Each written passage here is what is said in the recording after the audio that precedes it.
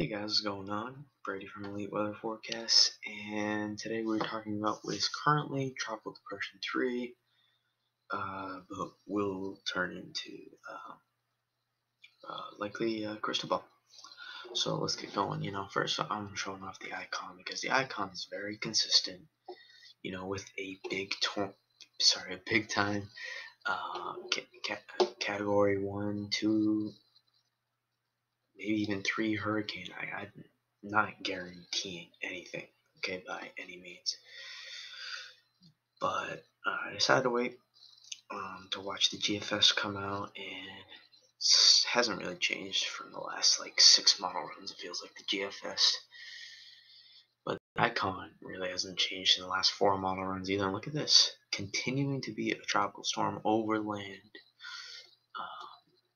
That's impressive. It's been quite rainy over Texas lately, so that's understandable why say, well, not necessarily tap into some of that moisture. Well, technically yes, but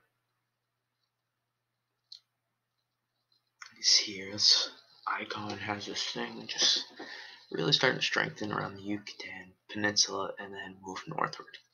That's what it has it, and then take a very big shift west. And we'll just take a look at the winds, because why not?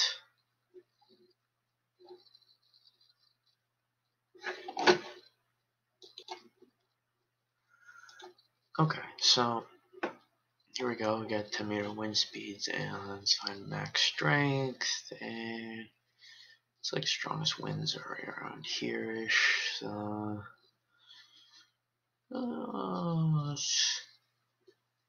likely Cat 1, Cat 2 strength.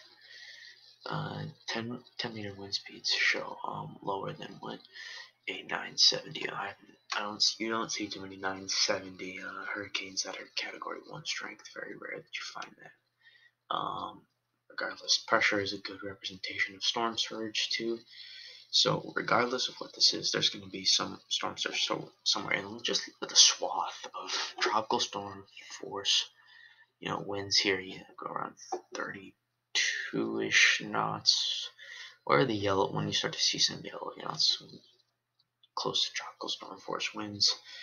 And when you really start to get into these purples, that's closer to hurricane force winds. The dark those colors go, and we take a look here. Dark greens, those are 20 knots, so those are about 25-mile-an-hour winds, and those extend quite extensively. So likely 35-mile-an-hour gusts are extending all the way out almost to Tampa Bay, as you can see here, and all the way back almost towards the farthern tip of Texas, South Texas coast. That's how big of a storm this is.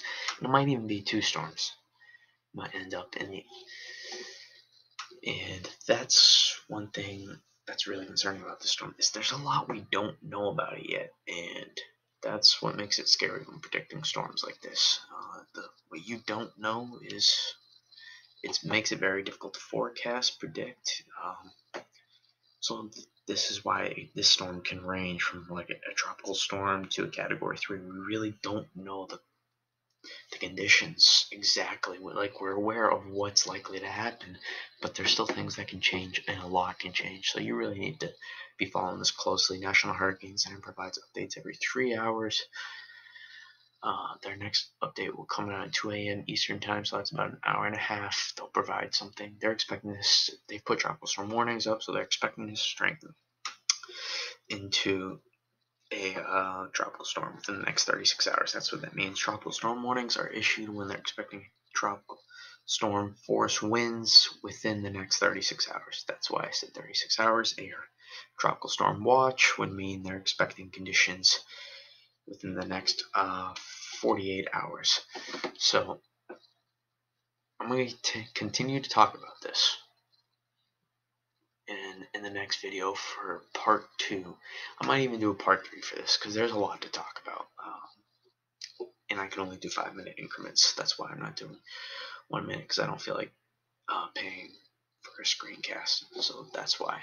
But peace out, and we'll talk